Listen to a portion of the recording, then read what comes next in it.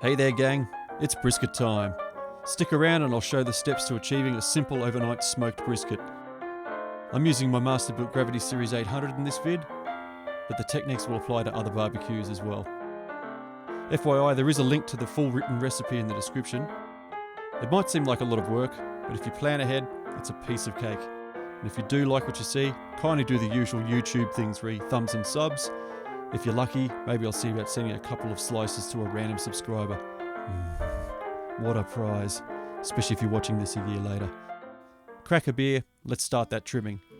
While we're doing that, let's just cover a few other things you're going to need. Obviously, a big lump of brisket, a smoker / barbecue, fuel and smoking chunks,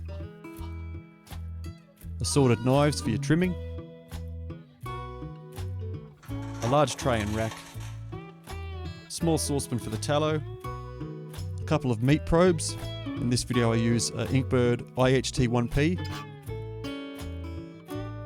and a Meter Plus. 2 beach towels, definitely don't use your good ones. An Esky, cooler, chili bun, depends where you're from, right? Butcher's paper, and not shown here but some spice rub of your choice as well. Now don't panic, it looks like I'm cutting a lot off this brisket.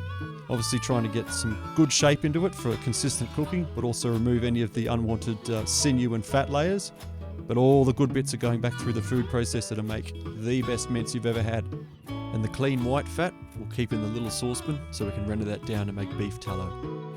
As a guide for timing, including filming, this trim took me about an hour. That's pretty slow going. Once you get confident, it'll take you far less than that. On with your spice rub. Just here I'm using a 1-to-1 of onion powder, garlic powder and salt with a slightly less than 1-to-1 of black pepper.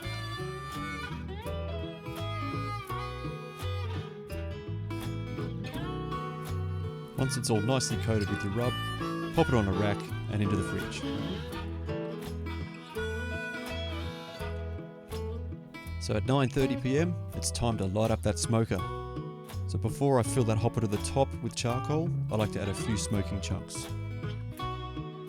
Pull the baffles, set the temp to 85C or 185F, and light her up.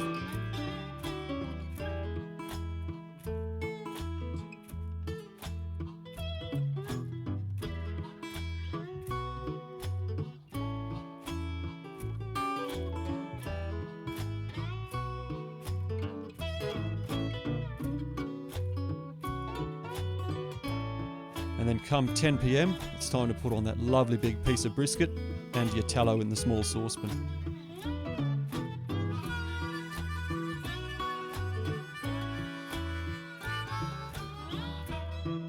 Start your timer.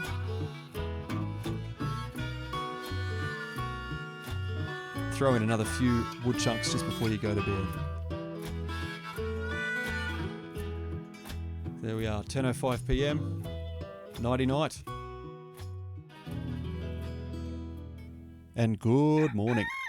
It's now 7 AM Sunday. As you can see on the timer, just under 9 hours cooking time so far. At this point, we'll check on our fuel, as well as the bark and the temperature of the brisket.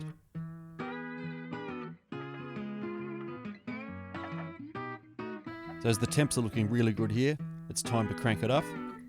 I like to run it at 146C or 295F from here on, just looking to get that internal temperature up to 70 degrees C or 158F. So just under 2 hours later, you can see here now the bark and the temperature are spot on. So for me, that's the cue to wrap and tallow.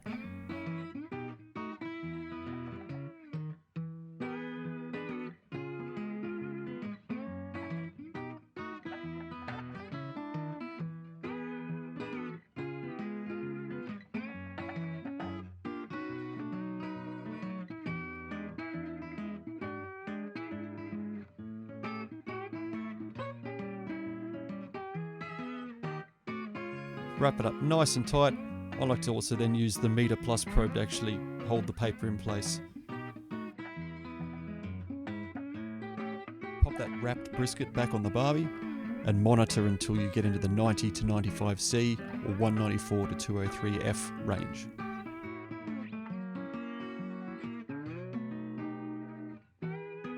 This is where using something like the Meter Plus really comes into its own. As you can see on the app there, we're able to monitor the internal, target and ambient temperatures simultaneously. Do remember to keep the barbecue fueled up as you go, but rather than filling it to the top, only add what you need. This way you'll save a bit of fuel for your next cook. So as we approach 13 hours total cooking time, we've hit the temps and feel that we're after.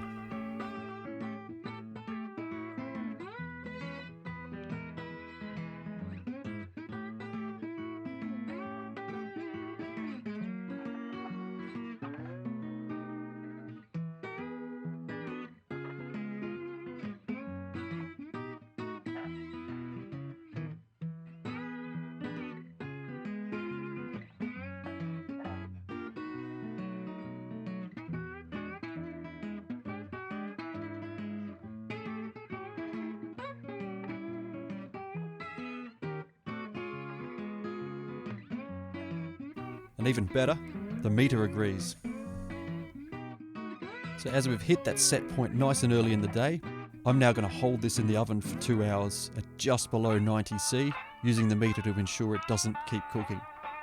So you could easily turn the barbecue down and do the same, but again, this is a good way to conserve some fuel for your next cook.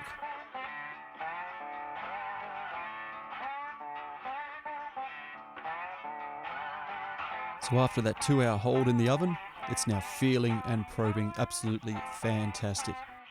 So now it's time to get those lovely beach towels, wrap it on up, and throw it into your esky for a nice long rest.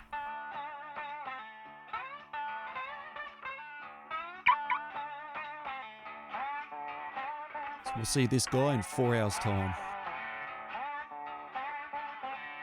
Finally getting to serving time. What's cool to see here from the meter is it's still holding 60 degrees C or 140 F after that 4 hours resting in the esky. Well done if you've made it this far. Unwrap your meaty Christmas present and enjoy the reveal.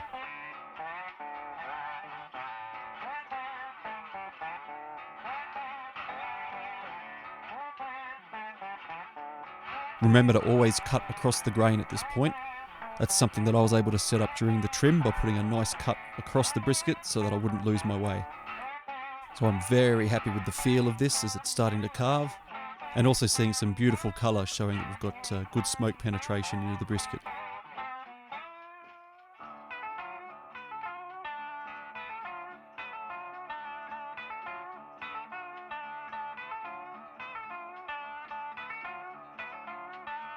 If I could just find that camera, I'm very happy with how that slice flops across the knife.